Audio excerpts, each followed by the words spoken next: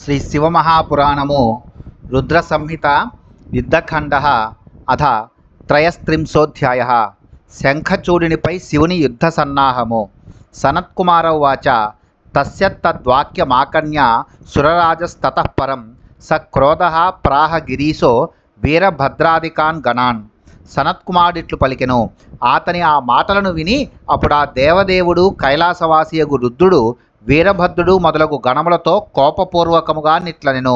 రుద్ర ఉవాచ హే వీరభద్ర, హే నందిన్ క్షేత్రపాలాష్ట భైరవా, సర్వే గణాశ్చ సన్నద్ధా సాయుధా బలశాలినః కుమారాభ్యాం సహైవాజ్య నిర్గచ్చంతు మమాజ్ఞయా స్వసేనయా భద్రకాళి నిర్గచ్చతు రణాయ చ శంఖచూడ వదార్థాయ నిర్గచ్చామ్యజ్య సత్వరం.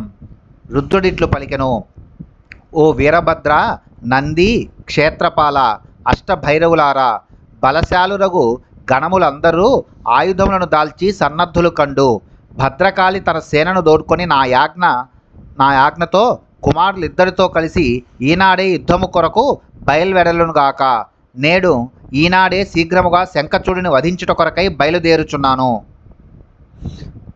సనత్కుమార ఉవాచ ఇత్యాజ్ఞాప్య మహేశానో నిర్యయౌ సైన్య సంయుతః సర్వే వీరగణాస్తస్యానుయయుః సంప్రహర్షితాః ఏతస్మిన్నంతరే స్కంద గణేశౌ సర్వసైన్యపౌ యయతుర్ముదితౌ నద్దౌ సాయుధౌ చ శివాంతికే వీరభద్రశ్చ నందీ చ మహాకాలః సుభద్రకః విశాలాక్షశ్చ బాణశ్చ పింగళాక్షో వికంపనః విరూపో వికృతిశ్చైవ మణిభద్రశ్చ భాష్కలః కపిలాఖ్యో దీర్ఘదంష్ట్రో వికరస్తామ్రలోచనః కాలంకరో బలీభద్రః కాలజిహ్వః కుటీచరః బలోన్మత్తో రణశ్లాఘ్యో దుర్జయో దుర్గమస్తథా ఇత్యాదయో గణేశాన సైన్యానాం పతయోవరాః తేషాం చ గణానాం వక్షే సావధానతయా శృణు. సనత్కుమారుడిట్లు పలికెను. మహేశ్వరుడు ఇట్లు ఆజ్ఞాపించి సైన్యముతో గుడి బయలుదేరెను. వీరులైన ఆయన గణములందరూ మహానందముతో వెంట నడిచిరి. ఇంతలో సర్వ సైన్యాధ్యక్షులైన కుమారస్వామి, గజాననుడు ఆయుధములను దాల్చి యుద్ధ సన్నద్ధులై ఆనందముతో శివుని వద్దకు వచ్చిరి.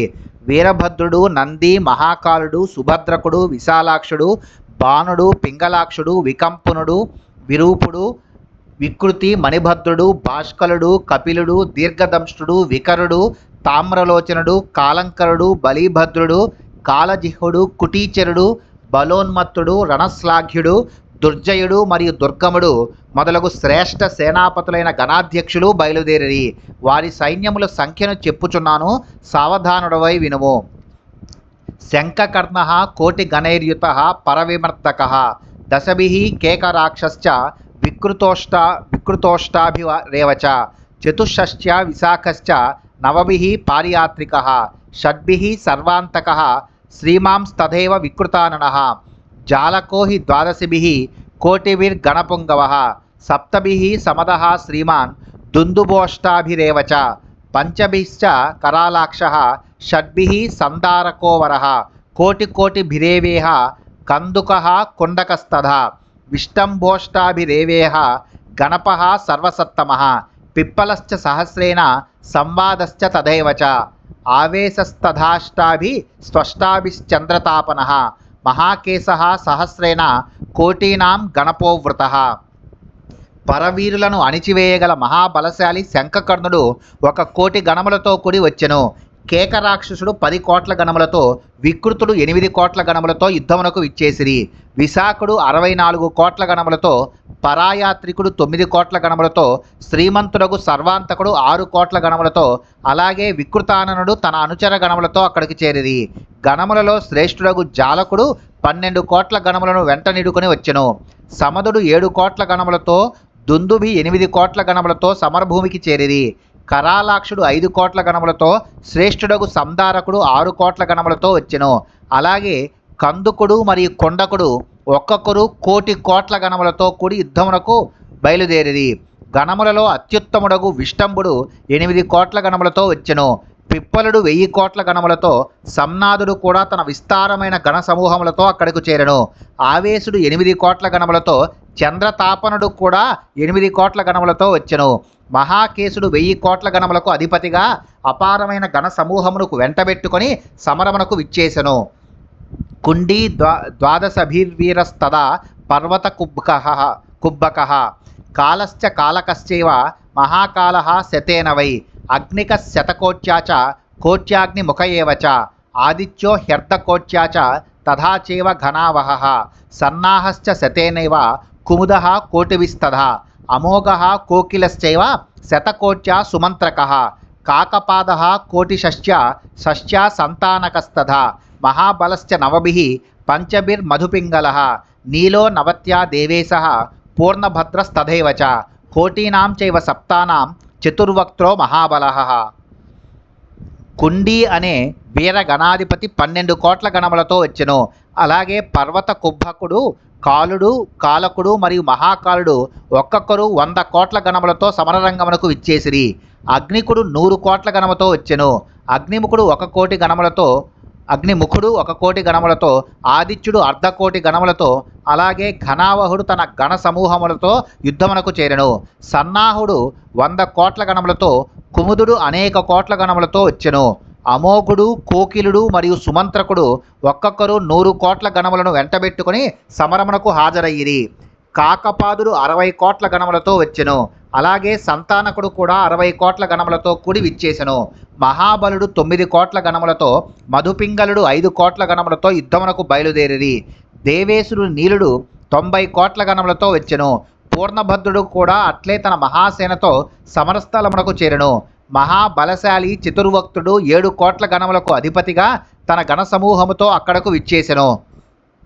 కోటి సహస్రాణం శతైర్వింశతిభిస్తదా తత్ర జగ్ముస్తథా వీరాస్తే సర్వే సంగరోత్సవే భూతకోటి సహస్రేణ ప్రమదైః కోటిభిస్త్రిభిః వీరభద్రశ్చతుష్షశ్చ లోమజానాం త్రికోటిభిః కాష్టారూఢశ్చతుష్షశ్చ సుకేశో వృషభస్తథా విరూపాక్షశ్చ భగవాంశ్చతుష్షశ్చ సనాతనః తాళకేతుః షడాస్యశ్చ పంచాస్యశ్చ ప్రతాపవాన్ సంవర్తకస్తథా చైత్రో లాకులీసః స్వయం ప్రభుః లోకాంతకశ్చ దీప్తాత్మా తథా దైత్యాంతకః ప్రభుః దేవో బృంగీరిటిః శ్రీమాన్ దేవదేవ ప్రియస్తథా అస నిర్బాణుకశ్చేవ చతుష్షశ్చ సహస్రశః కంకాలః కాలకః కాలో నంది సర్వాంతకస్తథా ఏతే చాన్యే చ గణప అసంఖ్యాతా మహాబలాః యుద్ధార్థం నిర్యయుః ప్రీత్యా శంఖచూడేన నిర్భయాః.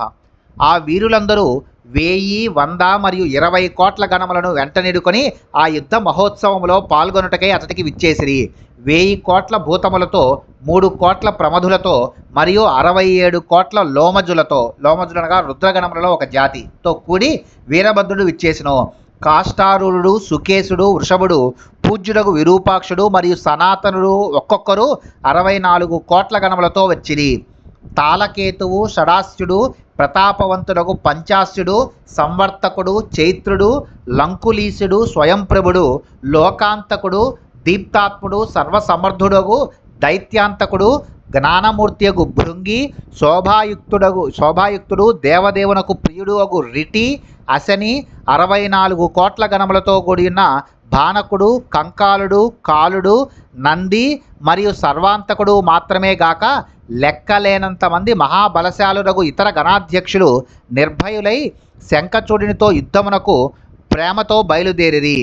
సర్వే సహస్రహస్తాశ్చ జటాముకుటధారిణః చంద్రరేఖావతంశ్చ నీలకంఠాస్త్రిలోచనాః రుద్రాక్షాభరణాः సర్వే తదా సద్భస్మధారిణః హారకుండల కేయూర ముకుటాద్యైరలంకృతాః బ్రహ్మేంద్ర విష్ణు సంకాశ అనిమాది గుణైర్వృతాః సూర్యకోటి ప్రతీకాశాః ప్రవీణా యుద్ధకర్మణి పృథివీచారిణః కేచిత్ పాతాళచారిణః కేచిద్ వ్యోమచరాః కేచిత్ సప్తస్వర్గచరామునే కిం బహూక్తేన దేవర్షే సర్వలోక నివాసినః యయుః శివగణాః సర్వే యుద్ధార్థం దానవైః సహ అష్టౌ చ భైరవా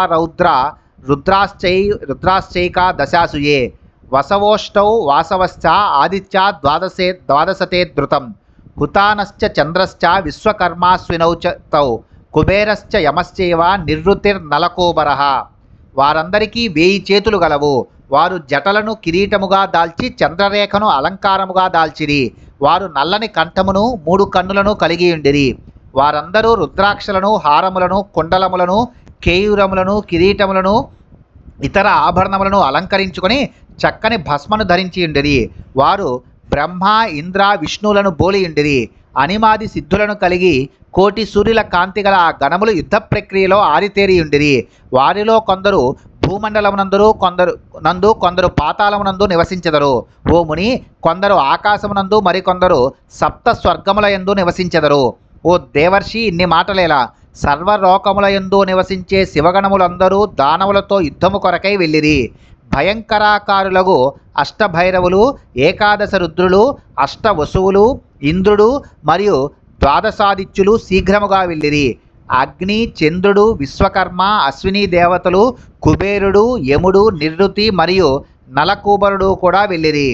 వాయుశ్చ వరుణశ్చైవ బుధశ్చ మంగళశ్చ వై గ్రహాశ్చాన్యే మహేశేన కామదేవశ్చ వీర్యవాన్ ఉగ్రదంష్టశ్చ ఉగ్రదండః కోటభస్తథా స్వయం శతభుజాదేవి భద్రకాళీ మహేశ్వరి రత్నేంద్ర సార నిర్మాణ విమానోపరి సంస్థిత రక్తవస్త్ర పరిధాన రక్తమాల్యానులేపన నృత్యంతి చ హసంతి చ గాయంతి సుస్వరం ముదా అభయం దదతి స్వేభ్యో భయం చారిభ్య ఏవస బిభ్రతి వికటాం జిహ్వాం సులోలాం యోజనాయతాం శంఖ చక్ర గదా పద్మ ఖడ్గ చర్మ ధనుస్సరాన్ కర్పరం వర్తులాకారం గంభీరం యోజనాయతం త్రిశూలం గగనస్పర్శి శక్తిం చ యోజనాయతం ముద్గరం ముసలం వజ్రం ఖడ్గం ఫలకముల్బనం వైష్ణవాస్త్రం వారుణాస్త్రం వాయవ్యం నాగపాశకం నారాయణాస్త్రం గాంధర్వం బ్రహ్మాస్త్రం గారుడం తథా పార్జన్యం చ పాశుపతం జృంభనాస్త్రం చ పార్వతం మహావీరం చ సౌరం చ కాలకాలం మహానలం మహేశ్వరాస్త్రం యామ్యం చ దండం సమ్మోహనం తథా సమర్థమస్త్రకం దివ్యం దివ్యాస్త్ర శతకం పరం బిభ్రతి చ కరైస్సర్వైరన్యాన్యపి చ సా తదా. వాయు, వరుణ, బుధ, మంగళులు ఇతర గ్రహములు మరియు వీర్యవంతులకు కామదేవుడు కూడా మహేశ్వరుని వెనక నడిచిరి. ఉగ్రదంష్ట్ర, ఉగ్రదండ, కోరట, కోటభులు కూడా శివుని వెంట నడిచిరి. 100 భుజములు గల మహేశ్వరియకు భద్రకాళీదేవి స్వయముగా గొప్ప రత్నములను పొదిగి నిర్మించిన విమానముపై కూర్చున్నదై ఎర్రని వస్త్రములను, ఎర్రని మాలలను ధరించి రక్త చందనమును పులుముకొని చక్కని స్వరముతో పాడుతూ ఆనందముతో నవ్వుతూ నాట్యమాడుచు తన భక్తులకు అభయమును ఇస్తూ శత్రువులకు భీతిని గొలుపుతూ భయంకరము, మిక్కిలి చెంచలము, యోజనము పొడవు గలదియగు నాలుకను కలిగినదై నడిచెను. శంఖము, చక్రము, గద, పద్మము, ఖడ్గము, ధనస్సు మరియు బాణములను, గుండ్రని లోతైన యోజనము వెడల్పు గల కాపాలమును, ముద్గరమును, రోకలిని, ఆకాశమును స్పృశించు త్రిశూలమును, యోజనము పొడవు గల శక్తిని, వజ్రమును, దట్టని డాలును ఆమె ధరించెను. ఆమె వైష్ణవ, వారుణ, వాయవ్యాస్త్రములను, నాగపాశమును, నారాయణ, గాంధర్వ, బ్రహ్మ, గారుడ, పార్జన్య, పాశుపత, జృంభణ, పార్వత, మహావీర, సౌర, కాలకాల, మహానల, మహేశ్వర అస్త్రములను, యమదండమును, సమ్మోహన, సమర్థ అస్త్రములను, ఇంకను అనేకములగు దివ్యాస్త్రములను చేతులన్నింటియందు దాల్చి అప్పుడు ఆమె బయలుదేరడు. ఆగత్య తస్థౌ సా తత్ర యోగినీనాం త్రికోటిభిః సార్ధం చ డాకినీనాం వై వికటానాం త్రికోటిభిః భూత ప్రేత పిశాచాశ్చ కూష్మాండ బ్రహ్మరాక్షసాః వేతాళ రాక్షసాశ్చైవ యక్షాశ్చైవ కిన్నరాః తైశ్చైవాభివృతః స్కందః ప్రణమ్య చంద్రశేఖరం పితుః పార్శ్వే సహాయో యః సమువాస తదాజ్ఞయా అద శంభుః సమానీయ స్వసైన్యం సకలం తదా యుద్ధార్థమగమద్రుద్రః శంఖచూడేన నిర్భయః చంద్రభాగా నదీతీరే వటమూలే మనోహరే తత్ర తస్థౌ మహాదేవో దేవనిస్తారహేతవే. ఆమె భయంకరాకారులకు 3 కోట్ల డాకినీలతో మరియు 3 కోట్ల యోగినులతో సహా వచ్చి అక్కడ నిలబడెను. భూత ప్రేత పిశాచ కూష్మాండ బ్రహ్మరాక్షస వేతాళ యక్ష కిన్నెరలతో చుట్టువారబడి ఉన్న కుమారస్వామి తండ్రియగు చంద్రశేఖరునకు ప్రణమిల్లి ఆయన ఆజ్ఞచే ఆయనకు సహాయకుడై ప్రక్కనే నిలబడెను. అప్పుడు ఉగ్రరూపుడు నిర్భయుడు నగు శంభుడు తన సైన్యమునంతనూ తీసుకుని శంఖచూడునితో యుద్ధమునకు వెళ్ళెను. దేవతలను ఉద్ధరించుట కొరకై మహాదేవుడు సుందరమగు చంద్రభాగా నదీ తీరమునందు వటవృక్షము యొక్క మూలమునందు మకాము చేసెను. ఇది శ్రీ శివమహాపురాణే రుద్రసంహితాయాం యుద్ధఖండే మహాయుద్ధయాత్రావర్ణనం నామ త్రయస్త్రింశోధ్యాయ. శ్రీ శివమహాపురాణములో రుద్రసంహితయందలి యుద్ధఖండములో మహాదేవుని యుద్ధయాత్రా వర్ణనమనే 33వ అధ్యాయము ముగిసినది.